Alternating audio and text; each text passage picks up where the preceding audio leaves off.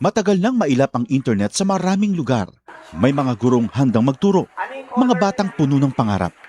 Ngunit kulang sa internet connection. Kaya sa utos ni Pangulong Ferdinand Marcos Jr., kumilos ang Department of Information and Communications Technology at ang Department of Education para magkaroon ng internet ang mga paaralan sa mga liblib na lugar. Noong nakaraang linggo, dinayo ng Pangulo ang Island School sa Binuangan Elementary School sa Ubando, Bulacan. Para tingnan ang estado ng koneksyon, nakita ng Pangulo, maayos na ang internet. May laptop at tablets na ngayon na dati mahirap makarating sa mga isla at liblib na komunidad. Ang buong budget ng DepEd na napapakinabangan ho ng lahat ng stakeholders mula Batanes hanggang Tawi-Tawi. Maging mga paaralan sa Basilan, dinayo ng DICT at unti-unting nagka-internet ngayon. Kasama po namin si Secretary Henry po.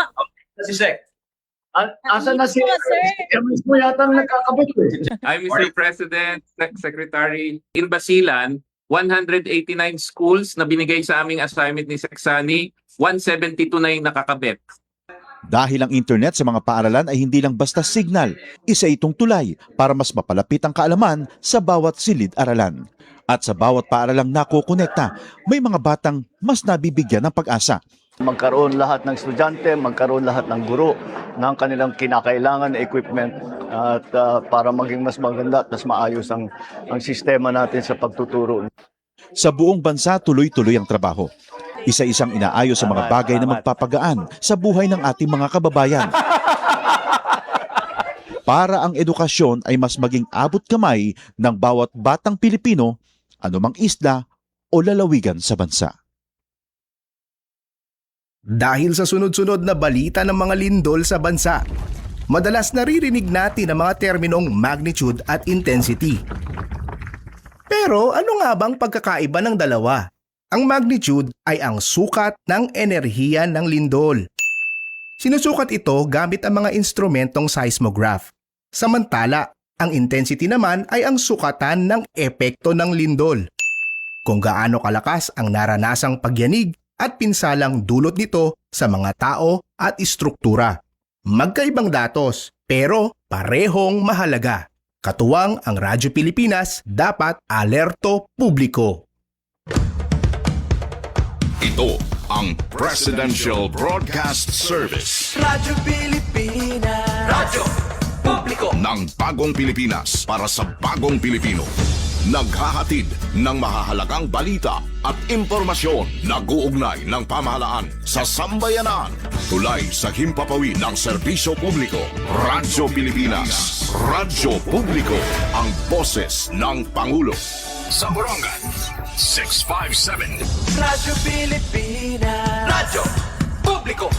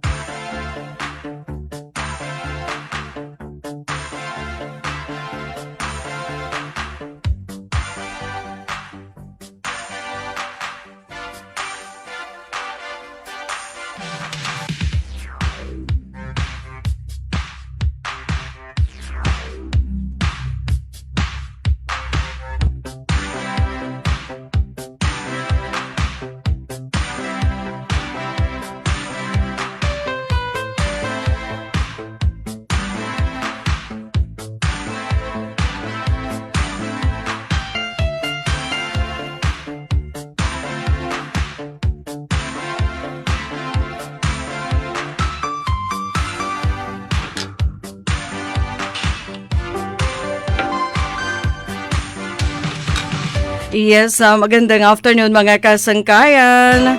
And welcome ha Taramdan Ballroom ng Bayan and More. Biyernes nga edisyon July 24, 2026. And kapartner niyo Ate Daisy hanggang 6 o'clock yan na nga kalop. Kumusta kita nga tanan? Kumusta ito natin Biyernes nga adlaw? Thank God! Friday, weekend na naman mga kasangkayan. Pero adi kita no, haaton 1 hour nga program. Kumusta kita nga tanan? Malipayon nga pagkaharampang, malipayon ano kasi Biyernes. So magandang afternoon, ato natin nakatutok ito na aton na programa. Aton mga nakaabri pa ito ni ira mga radyo nga dasugad hini nga oras, maupay nga kalop.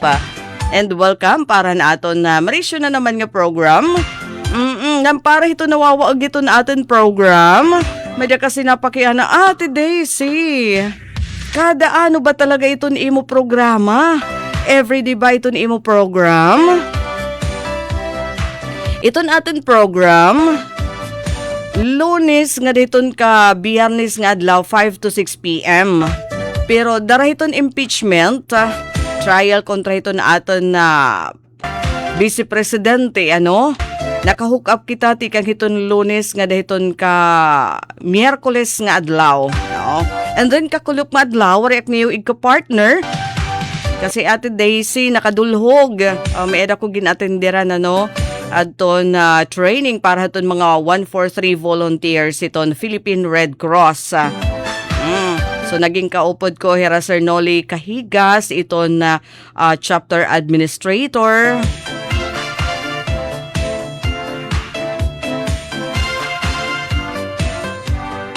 Isa Romulo. No? Sir Albert Terona. Yan sugad man ni Miss Jean.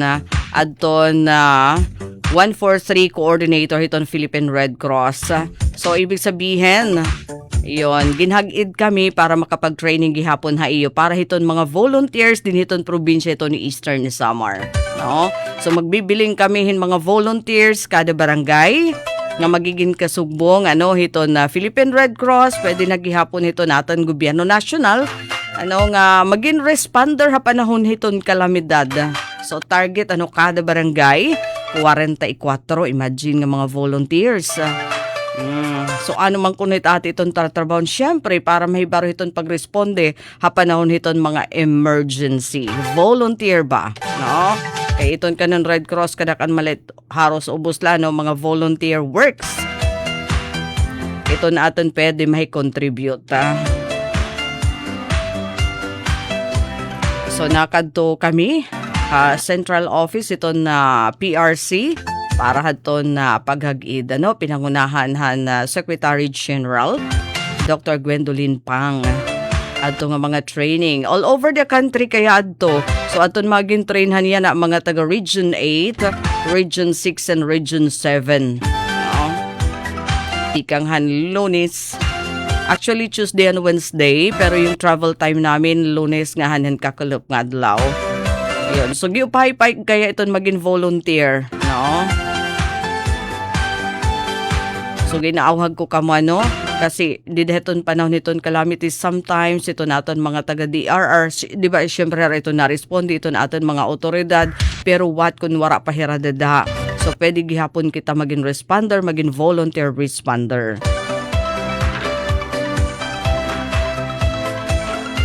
Alright, mga kasangkayan, kulawan ta daw laanay. Ano ko na ito natin kakulawan ate?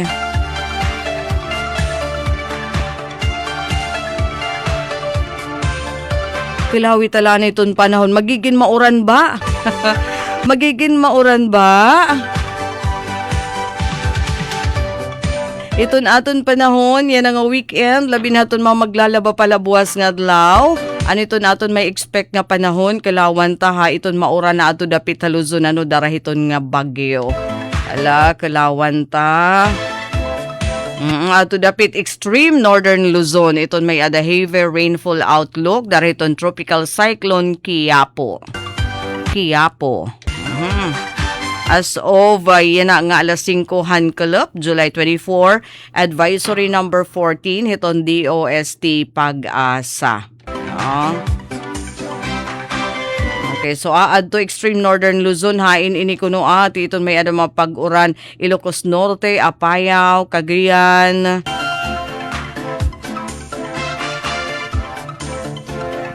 Orange siya dito, samtang iton Abra, Kalinga, Isabela, Ilocos Sur, La Union, Benguet, yellow rainfall warning. No? Pati iton Zambales, Bataan.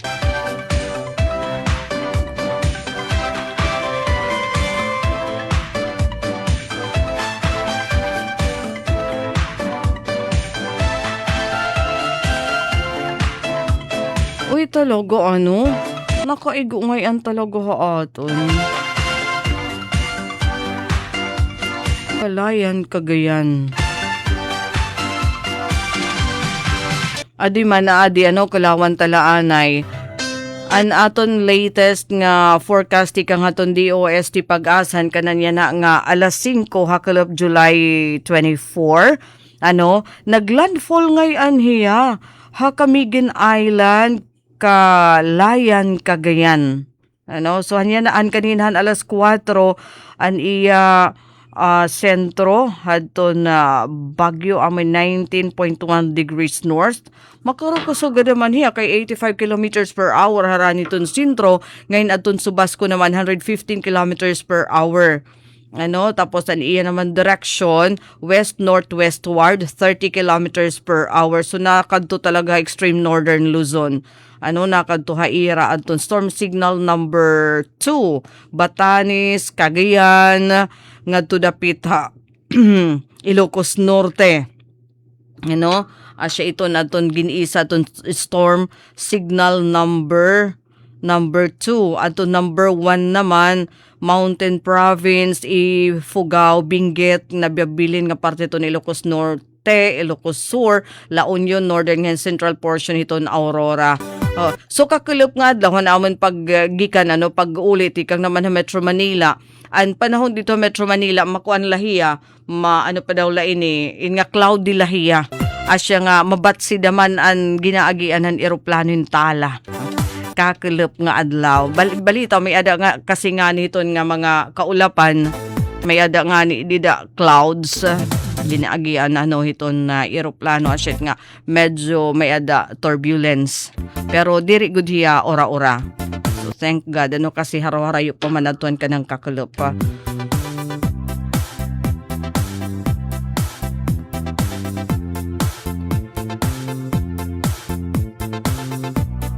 So nakadto talaga extreme northern Luzon. Naka-landfall talaga hiya no dito dapit Cagayan. Tapos uni na hiton kaagahon mga alas 5 hiton agahon gawas na hiya. Haros ma-exit na hiya hiton Philippine Area of Responsibility. Makusagad ito niya dalagan.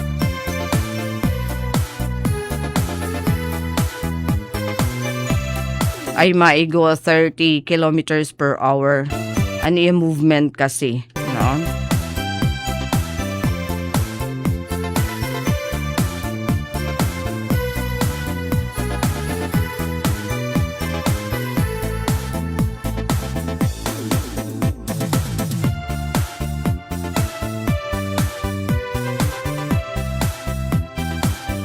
So kanan bagyo aton mga forecast ta atin.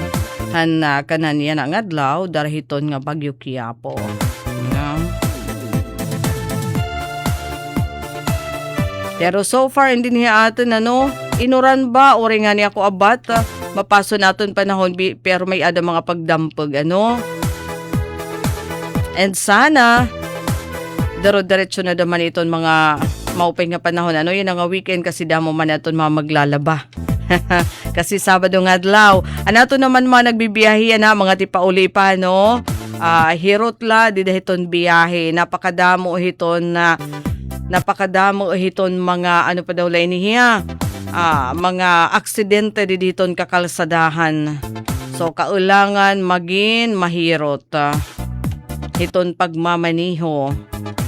Jerly Ladyaw Giera, hello ate, kumusta la kan tatay Jimmy Giera, ngan kan nanay Marites, akan bugto daman ni Jason, na ada hiraya na hairaya, naglulukad, hinay, permi ka mo dida tatay, nanay. So kumusta dida to naton mga parag-uma, kanina daman iging kita ko, indamo daman nga mga parag-uma, nga mga nagmamaligya haton ira mga produkto, didi haton kadiwa ng Pangulo, Campo Asidilio kanina. Hala, adi man, adi. May ada kita di mga photos, ano? Ginapupurumpunan ininira pirmi dara kay kuan man barato ano adton mga produkto dada. Kaninahan na aga kasi haros kada fourth Friday ata of the month may ada kadiwa ng Pangulo didiha Campo Asidilio ano iton headquarters, provincial headquarters iton na ESPPO. Hapakigpagsumpayan nga da naman hiton na provincial government pinaagi naman hiton Office of the Provincial Agricultural Services. So iton mga exhibitor naman dida among mga farmers organization, mga parag-uma nga kundi naayudahan hiton ato naman gobyerno. No? So kanina gigbabaratuhi. Gigbabaratuhi aton ira mga produkto nga napalit namon kanina kay ako imbis nga buwas pala ak di ba tabo dinha Borongan tabo na naman buwas iton aga so baro-barato da naman dida iton ko ana iton na aton mapapalit ano tikang iton aton na mga farmers mga presko daman ano so aton ira sitaw aton ira kudkod tag 20 la aton ira okra may da tag 10. Oo tag 10 iton nga ni nga sa kakudkod di ba tag 20 di diha ko ana merkado. An ira daman patula tag 20 an kada kilo. Limon 100 kada kilo. Anakon daman gimpalit ni da adton dugus pure nga honey tag 500 pesos adton kada botilya niya. Iton nga ni nga botilya nga kanan gin no nga bilog. Ida man adaman tag gislan ira dida sa kakudkudhan okra at adto no. So yada daman mga aldaba. So ginapupurumpunan nira no dami ton mga nakada. Aton mga residente didapit hiton. Yada man hon tag gisla ton ira okra. So dida ha merkado bisan pa dida ton tabo tag 20 iton hiya. No.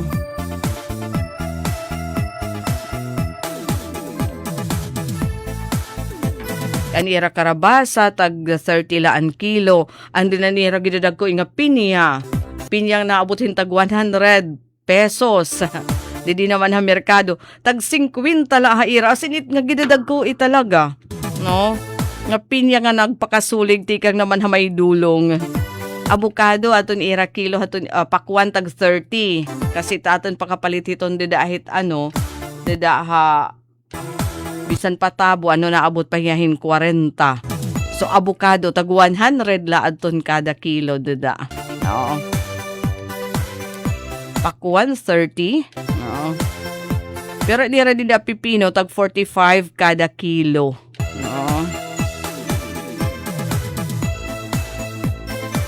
Anira lang ka naman tag 70 kada kilo. So nakadaad ton na exhibitors sa Aberia Farm, taga dinhi hakuan, taga dinhi ha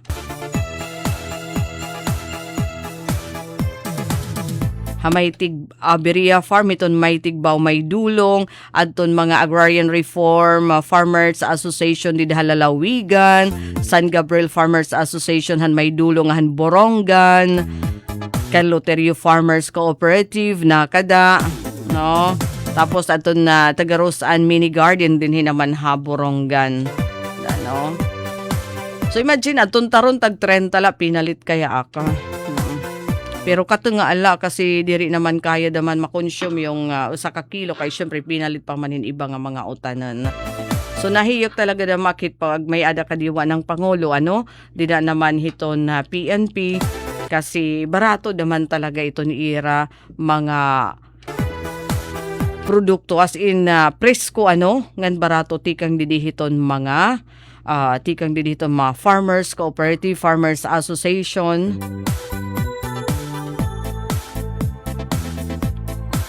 May dapadida mga tanom. Oh.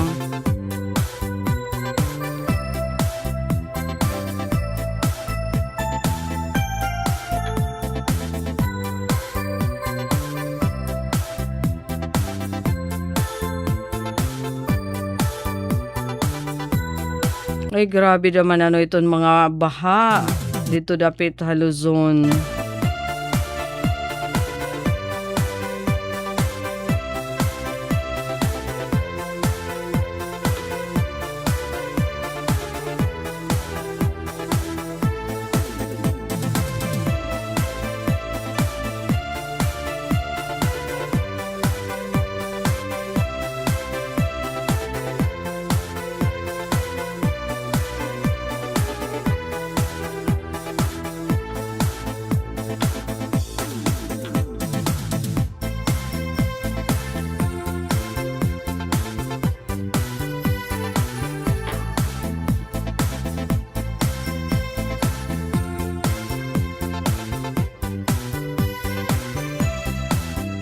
Alright, kanina naman, di Borongan, binati kami tunugahan bumbero, fire truck at Borongan City. Wala nasa ni Miss Rian Change.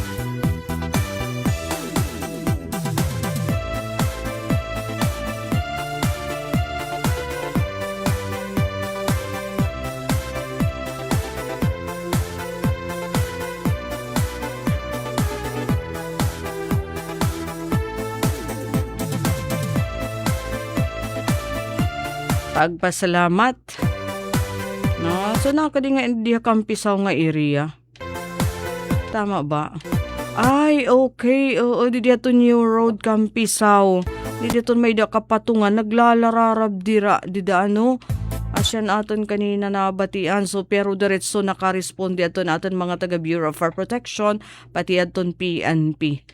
No?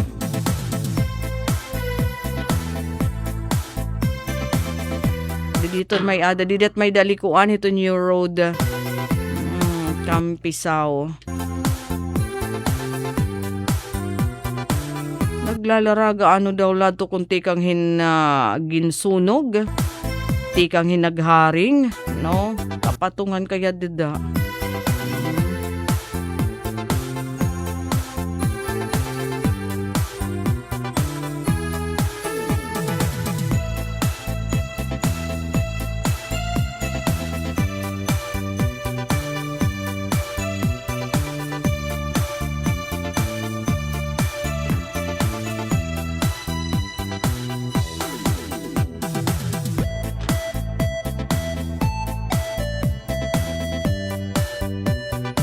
Yes, para naman ito mga nagbo-birthday ngayon yan ng adlaw.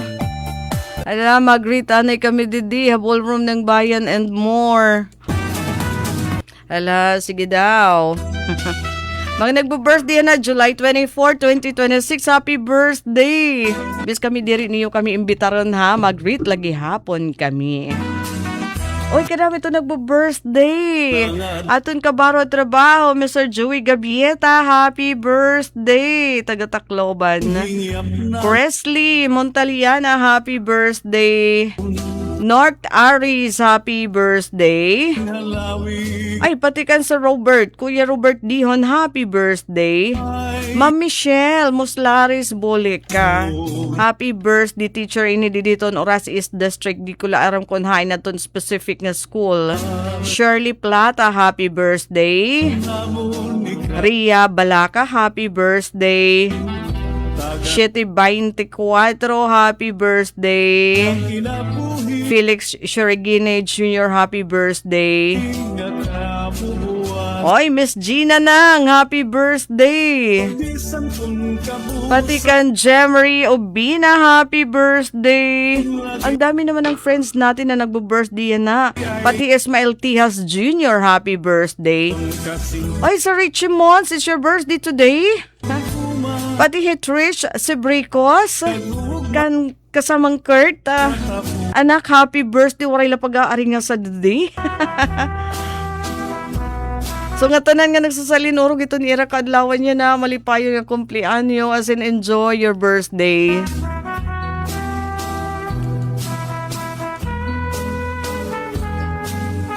Ngan syempre maging mapinasalamatan hiton gift of life. Waray na nasama hiton tao nga nagpapasalamat. Iton tao nagpapasalamat nakita iti hiton mga hiton na grasya hiton Ginoo.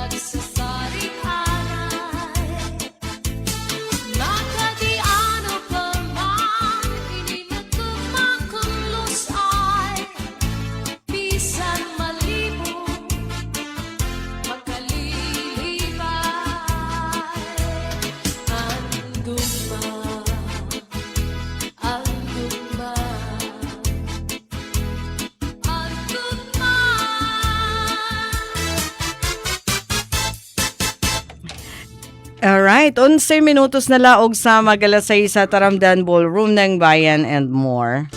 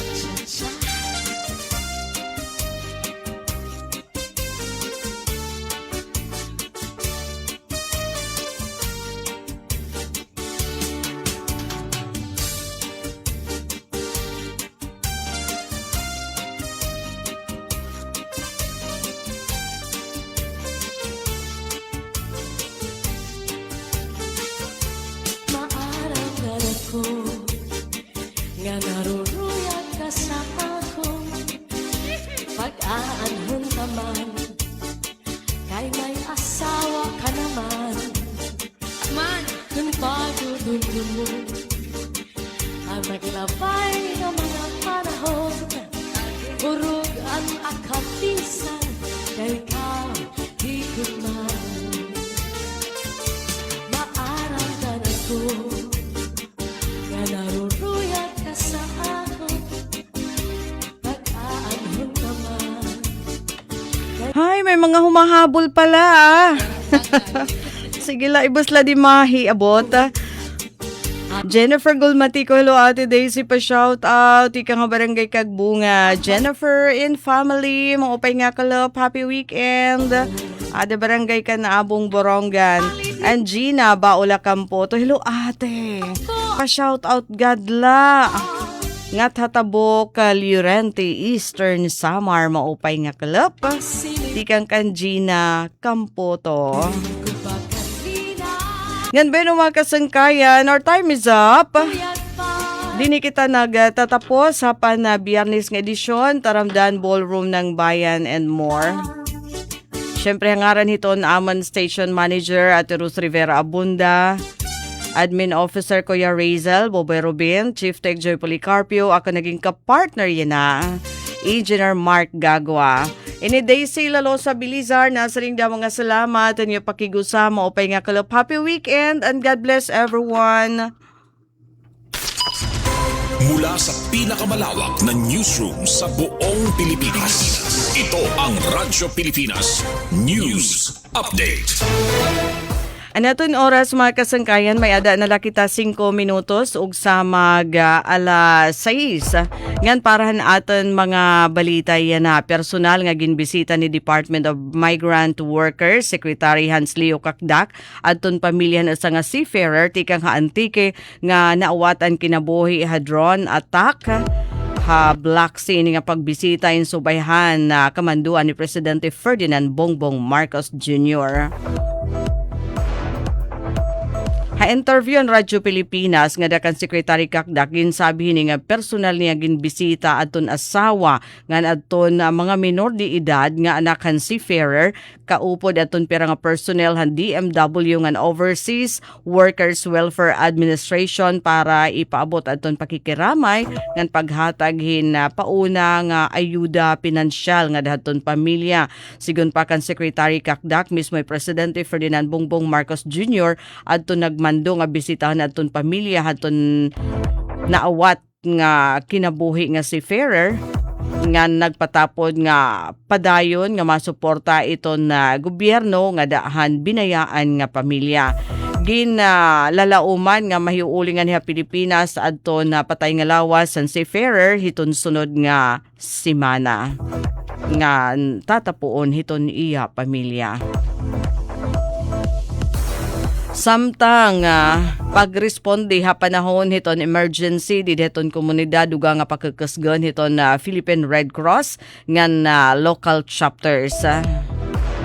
Kadungan ha pagsalin orog ito National Disaster Resilience Month yan nga bulan hiton July ginapangunahan ni Philippine Red Cross Secretary General Dr. Gwendolyn Pang aton Red Cross 143 Basic Training Course nga gindumara ha PRC National Headquarters sa Mandaluyong City. Ngandi daton duha ka adlaw nga paghag-id nagtutuyo ini nga mapabaskog aton pakigatbang hiton nasod. Ha mga komunidad nga makahimo talwas nga resilient nga mga komunidad ini nga pag-ios inahi susumpay hiton Philippine Disaster Risk Reduction and Management kon PDRM framework nganhan advocacy hiton bagong Pilipinas para mas temprano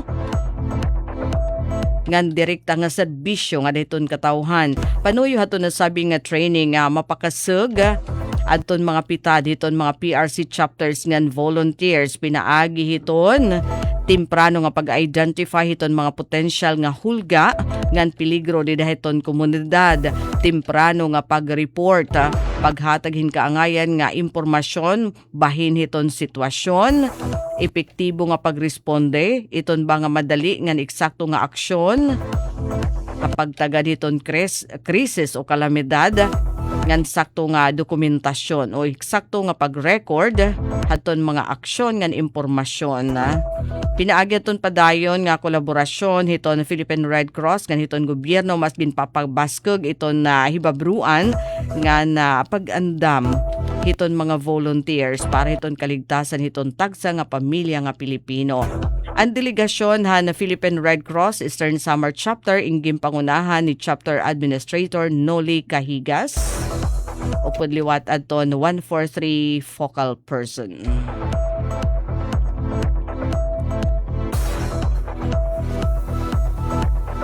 Ngan samtang halay naman nga balita. Pagliwatad ton ngaran na Samar National Pilot Opportunity School of Agriculture dito sa San Policarpo. Ngadto ha San Policarpo National High School of Agriculture aprobado na ha committee level ha Kamara. Ginaprobaran na haton House Committee on Basic Education and Culture inasa nga bill nga nagtutuyo nga liwatan naton ngaran ng Samar National Pilot Opportunity School of Agriculture habong tuhan San Policarpo Eastern Samar para maging San Policarpo National High School of Agriculture. Ini nga proposisyon nga House Bill number 9565 in gintuhan ni Eastern Samar Lone District Representative Christopher Shin Gonzales kundiin hi 4-piece party list Representative Marcelino Nonoy Libanan adton na naging co-author. Sumalakan Gonzales nag-o-officer na yana aton eskwelahaning komprehensibo nga program sa sekundarya nga edukasyon nga sakop god aton K-12 curriculum ng Department of Education imbis nga ang mga opportunity nga short-term courses anigim papadangat hadto. Talaan gihapon igin pahamtang gihapon ni Gonzales nga aton pagliwat aton nga rin ginlalauman nga magiging rason hinap kadasig haton katawhan haton San Policarpo pinaagan pagkilalahan pag-uswag han eskwelahan nga hanan padayon nga commitment hiniha pag-oras sa edukasyon. Igindugang pa ni Congressman Gonzales nga igin papakita to na sabi nga proposisyon an paningkamot han mga stakeholder labi na adton lokal nga gobyerno nga naging importante nga kabakyang hapagpadukwagan edukasyon han sabi nga bungto.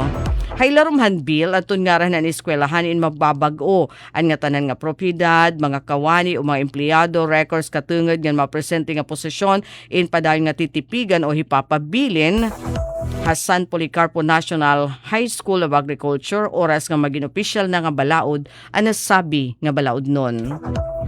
Mga kasangkayan magpabilin nga nakatune in na DYES para hanbag o nga manotisya. Para Bagong Pilipinas, Daisy Lalosa Bilizar, Radyo Pilipinas, Radyo Publiko, Borongan. Mula sa pinakamalawak na newsroom sa buong Pilipinas, ito ang Radyo Pilipinas News Update. Serving the Republic of the Philippines for more than 75 years. Ito po ang Presidential Broadcast Service sa Borongan, Radyo Pilipinas, 657 AM. Ito ang Presidential Broadcast Service. Radyo Pilipinas. Radyo Publiko. Ng Bagong Pilipinas para sa Bagong Pilipino. Naghahatid ng mahahalagang balita at impormasyon na guugnay ng pamahalaan sa sambayanan. Tulay sa himpapawid ng serbisyo publiko. Radyo Pilipinas. Radyo Publiko. Ang boses ng Pangulo. Sa Borongan, 657. Radyo Pilipinas. Radyo Publiko. Delivery! Maria Jose!